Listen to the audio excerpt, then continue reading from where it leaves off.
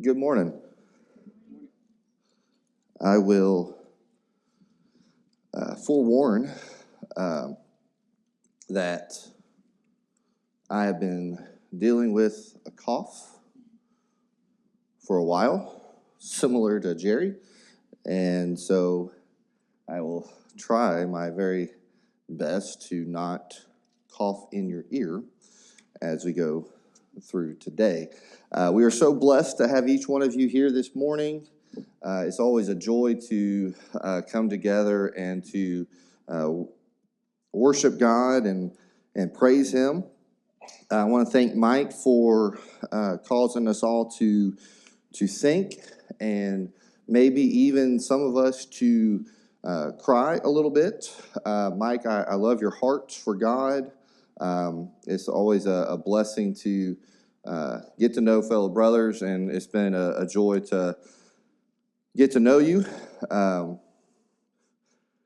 So very interestingly, as we have been crawling through different tight spaces, putting running wires and things, and so it's a blessing to know you and to have worked with you. If you have your Bibles, leave it open there to Luke chapter 12.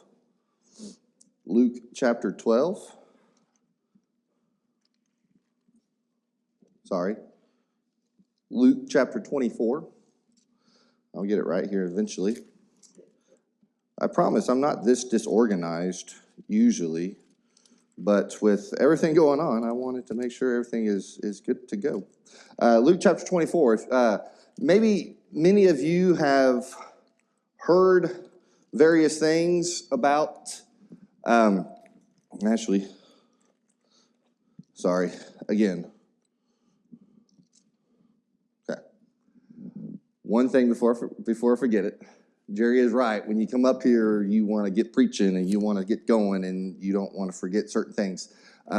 Scripture reading, how we're doing. So we had between last week and this week, everyone has read 326 chapters, which puts our grand total to 2,328. So we're at 2,328, which means that we have 2,672 chapters left, and we have 2 weeks to do it. I believe we can. That is a little over 1,000 chapters for a week. I know each one of you can read, and as a congregation, we'll be able to knock out this 5,000 chapter challenge as a congregation. Okay. Did I get all the preliminaries out? I think so. I will say I love Shannon I very much. She puts up with me. I would say and Jerry, but I think she puts up with me more so than Jerry because I'm a young whippersnapper. And so I do a lot of various things. I want color, and she doesn't like printing in color. But anyways, I didn't get my homework done this week because I completely forgot about an appointment that my daughter had in San Antonio. And so I was out of the office on Friday. So if you look in the bulletin where the sermon notes are normally located, it is blank. But if we believe we got them all, if you look in there, there should be an insert with sermon notes. Those will go along with the lesson this morning. If you didn't get a bulletin with sermon notes, there are some located there in the back on the kiosk. You can go and get some so you can kind of follow along as we go through our lesson this morning. Okay, I think I'm done now. I've heard many, and maybe you have heard many sermons dealing with the death of Jesus. And Mike mentioned a little bit about that even during the Lord's Supper. And we've had several sermons that we've heard over the years about the resurrection of Jesus. And I mean, countless sermons on death and the resurrection and the burial. But one of the things that my dad and I have talked about, and Dad has preached this sermon a couple of times, one of the things that we've not really heard very many sermons about is the Saturday between the death and the burial and the actual resurrection. And so today, what I would like to do, and I have the honor and the privilege of preaching a sermon that my dad has preached, and he has since given to me, and I have the opportunity to preach that sermon. I'm lucky to be a grandson and a son of people who have preached, and so I have various sermons. And I was telling Jen last night, I believe this is the first time I've actually preached a sermon from my dad.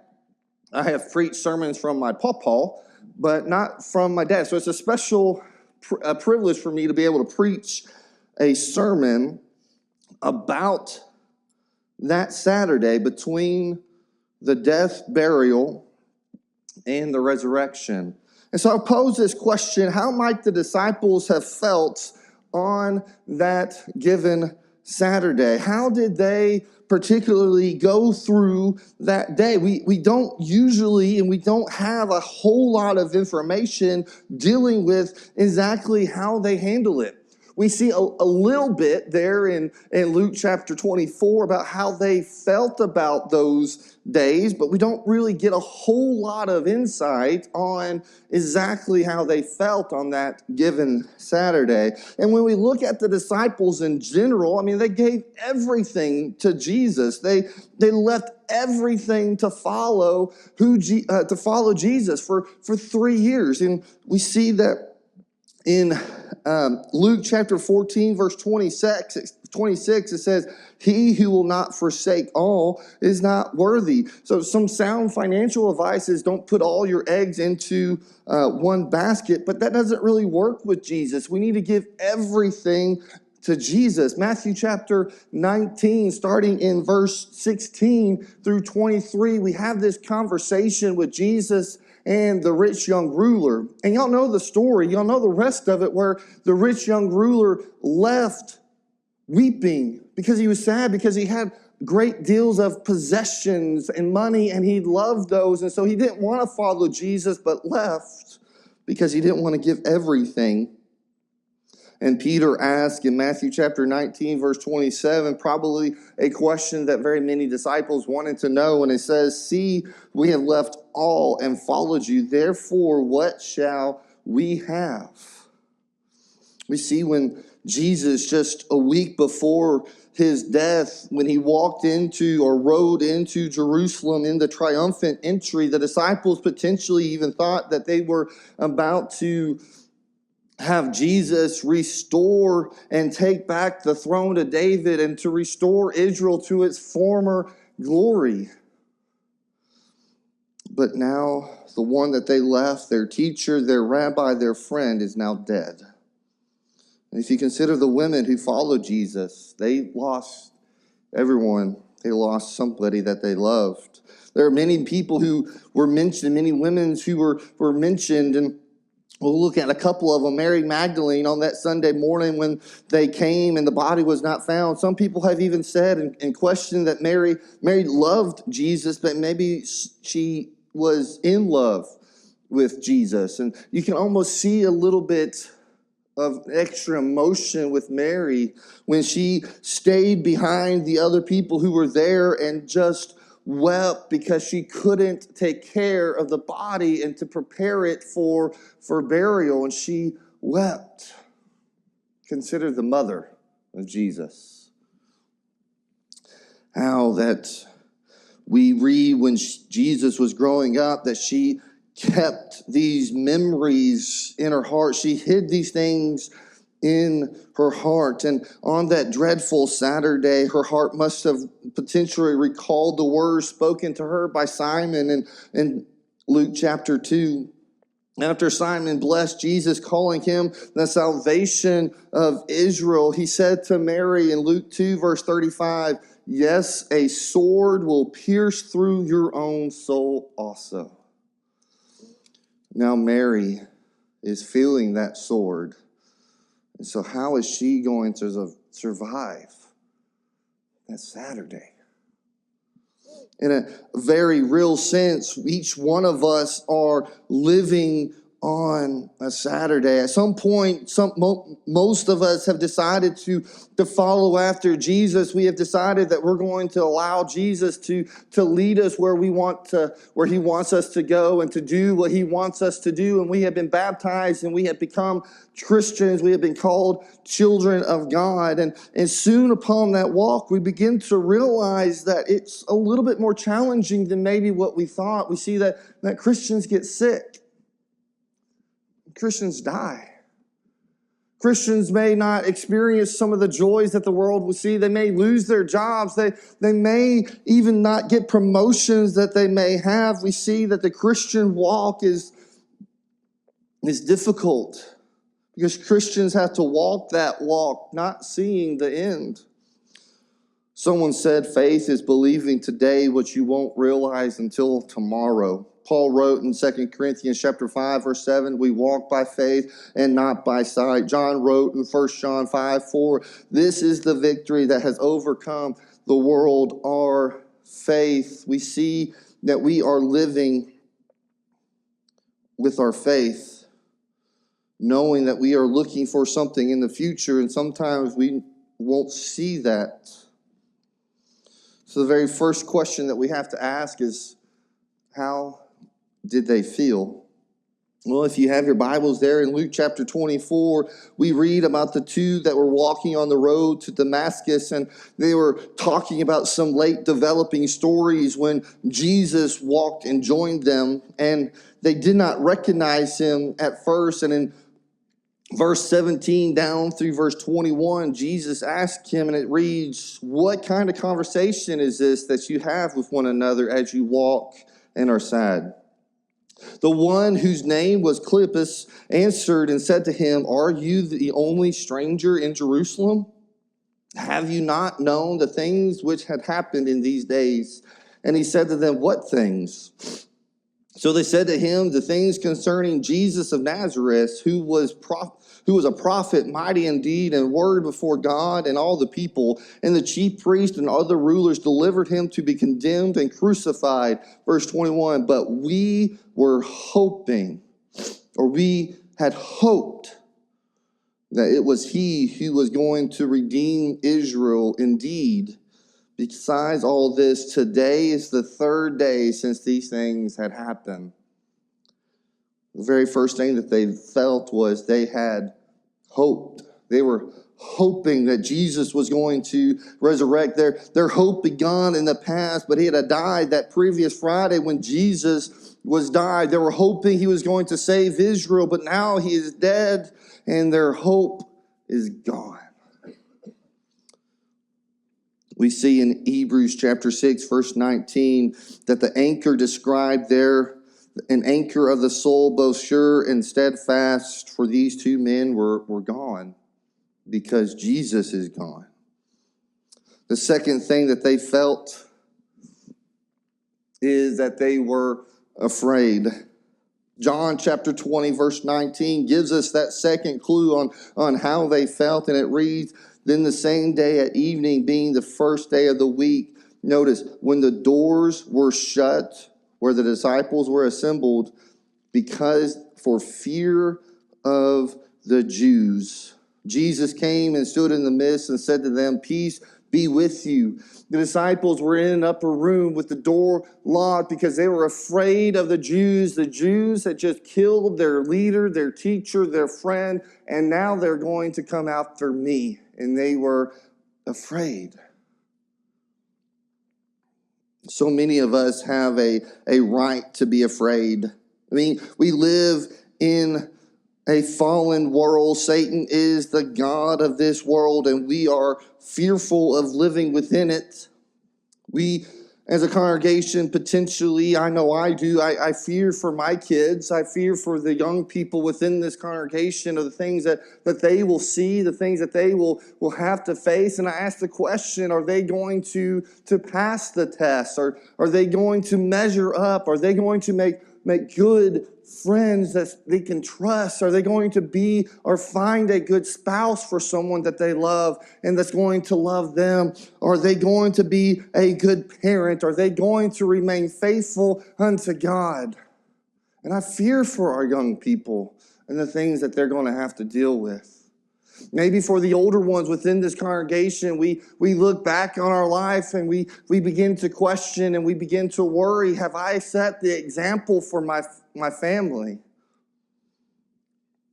Have I given an example for them to be faithful? Will I have helped my family to be and to remain faithful? And we worry and we have anxiety and we are afraid of those things. We see that all men fear. God said to Joshua, King Hezekiah, Isaiah, Jeremiah, Ezekiel at least 3 times to be not afraid. Jesus will tell his disciples, and by extension us there in John chapter 14, verse 27, let not your hearts be troubled, neither let them be afraid. The disciples lost hope and they were afraid. So I pose this question, what does it mean to be living on a Saturday? And what types of things are we talking about with this living on a Saturday? Well, I want you to bear with me. I want you, if you will, allow me to give some personal examples from people that I know or are in close contact with. We see a Christian mother walks into her 2-year-old son's room to wake him up for the day, only to discover his lifeless body. Or a Christian mother and father hear a noise from their son's room, only to go up there and to discover their lifeless son's body as he has taken his own life. Welcome to your Saturday. Or maybe you are a Christian wife or a husband is told by their spouse that I don't love you anymore. I never really did. I found someone else. What are they to do on this surprising Saturday? Or may consider the Christian couple who goes to the doctor and hears that dreaded diagnosis that it's cancer and it's terminal. You're only going to have them for just a couple more years or a couple more weeks. What are you to do and how are you going to survive on that given Saturday? My hope is that these illustrations help us to all understand that there are things that are going to work to destroy our hope. They will bring grief. They will bring fear. They will cause us to live on this Saturday. And I hope us to understand that there are life lessons that we can learn by living on this Saturday, by looking at these disciples. And I'm sure each one of us are thinking and understanding, yes, I know exactly what you're talking about. I am potentially even in it right now. So the question, when we look at this study, is how did they do it? How did the disciples get through their Saturday? And what can we learn looking at this to get through ours? The very first thing that we see there is that they were together. Each time you see them, they're together. There's 2 on the road to Emmaus. There's 5 early on the Saturday, or 5 women at least early on that Saturday. There's 11 together, then 10 together. In Luke 24, it says 11 plus those who were gathered with them. So one of the things that we see is that they were together.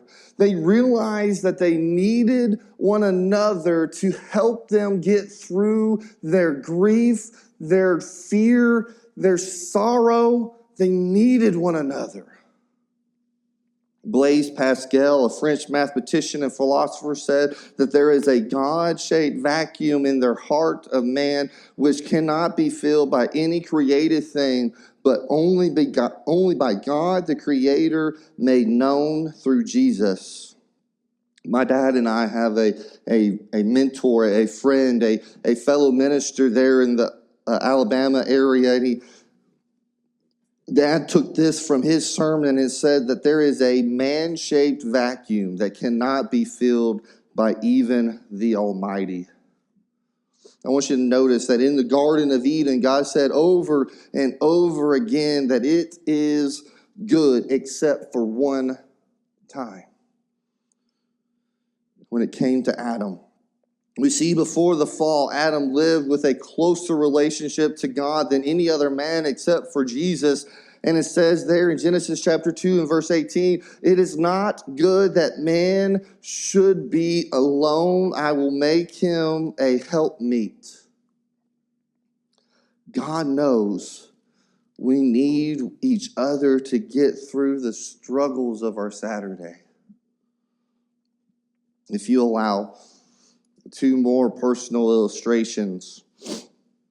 I've given one earlier back in 2019.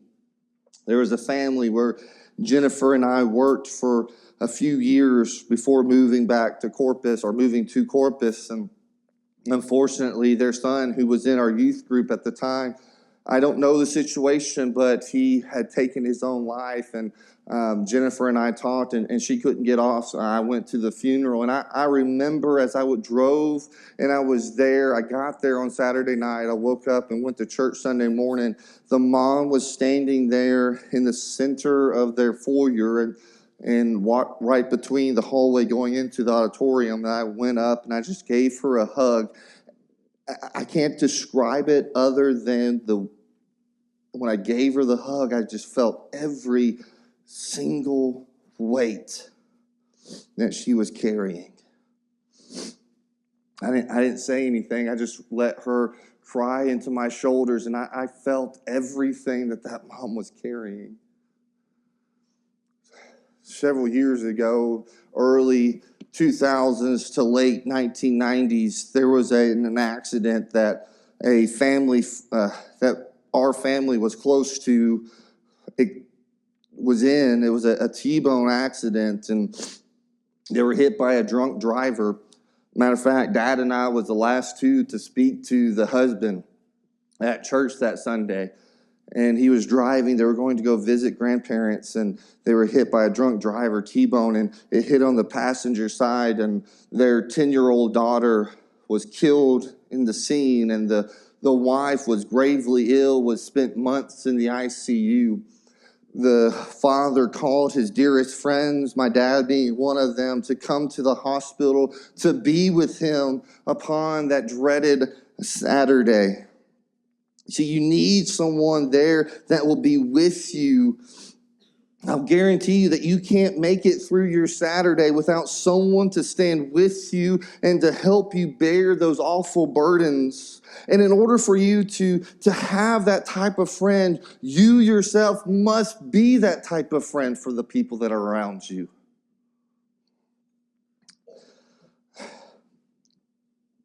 To be that friend is not going to be easy. I can promise you that it's going to be, in fact, the opposite. It's going to hurt. It's going to be hard. It's going to be difficult. And it will forever change who you are. My dad was an ex-Marine. He spent about 5 years as a Marine. And he said when he was a young Marine, he was emotionless. He didn't cry a whole lot. He was able to, do so many different things without even they drove the emotion out of him. But yet when this wreck happened, it forever changed my father. He went from an emotionless Marine to one that cries at the drop of a hat. And it was because he was there with the family. Dad taught that Bible class for 3 years, every Sunday. And within that class, they were just a class behind me. They had a chair where she usually sat, and they decorated it with pictures of their best friends and her, and that was the Lori chair. And that chair sat there, and then when they promoted to the next grade, that chair was promoted with those girls. And Dad spent 3 years ministering to that family and to those girls. The father and Dad would come over to our house Sunday nights, and they would spend hours talking about different things. Dad would sometimes not even go to sleep before he had to wake up at 4 or 5 in the morning to catch a flight. If you are a friend to those who are going through that Saturday, it will forever change who you are. You'll remember those conversations. One final thought about how the disciples survived that Saturday is that they remembered the words of Jesus. In Luke chapter 24, starting in verse 5, it says, "Why do you seek the living among the dead? He is not here, but he is risen." Then he said, "Remember how he spoke to you while he was still in Galilee, saying, 'The Son of Man must be delivered into the hands of sinful men and be crucified, and on the third day rise again.' And they remembered his words." This is the way that we can survive our Saturday, is by remembering the words of Jesus. 2 Peter 1 verse 4, it talks about remembering his words, exceedingly great and precious promise. There's 3 scriptures I want to give to you, and there's plenty more, but 1 Corinthians 10 verse 13, God won't give us more than what we can bear. Hebrews chapter 13, verse 5, even in the storms of Saturday,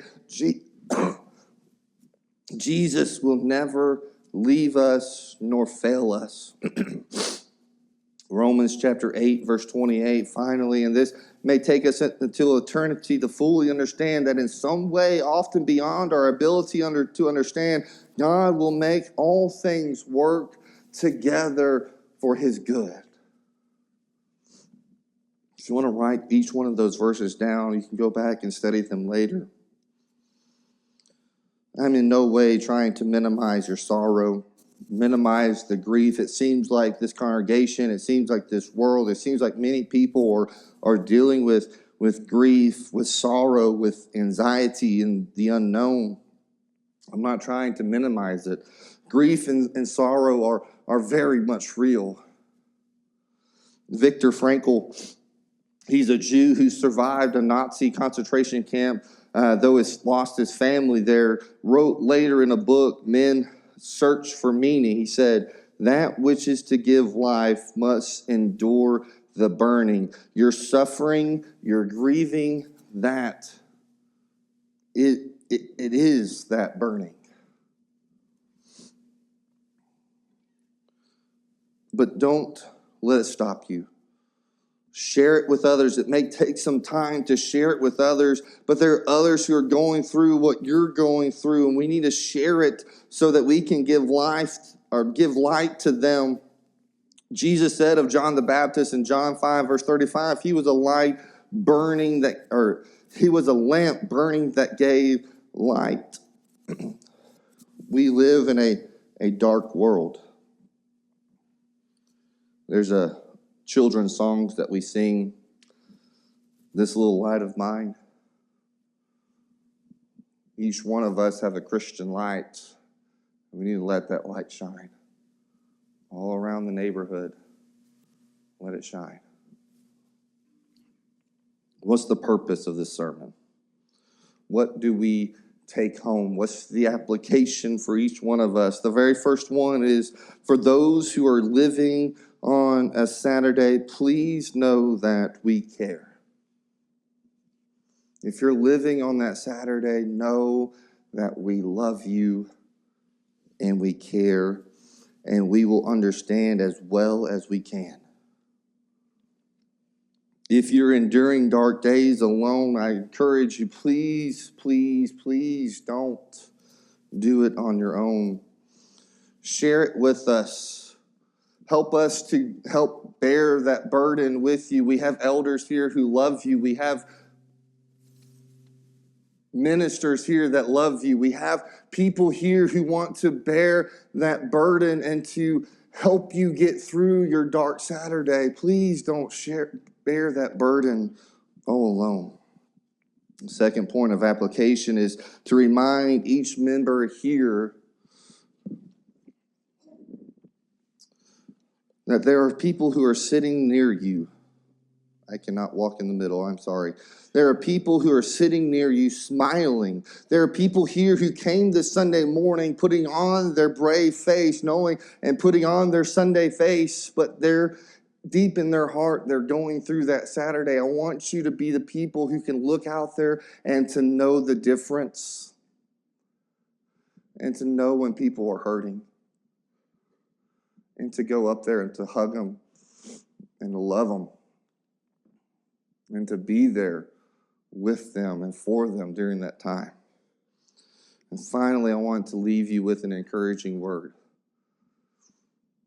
That if you're not a member of a congregation, that you're not a member of the Lord's body, whether it be here or somewhere else, if you're not a member, if you're visiting, you're new to the area, or if you're visiting from out of this city, from somewhere else, and you're not a member at your home city, I want to encourage you to find a church home. If you're in the area and you're visiting, I want to encourage you to become a member here at Arlington, because we love you, because we care for you, and it takes a village to get through these Saturdays. And I want to encourage you to become a member wherever you are.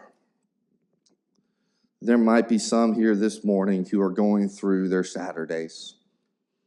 There might be some here who have lost hope because of various things that have happened in their life.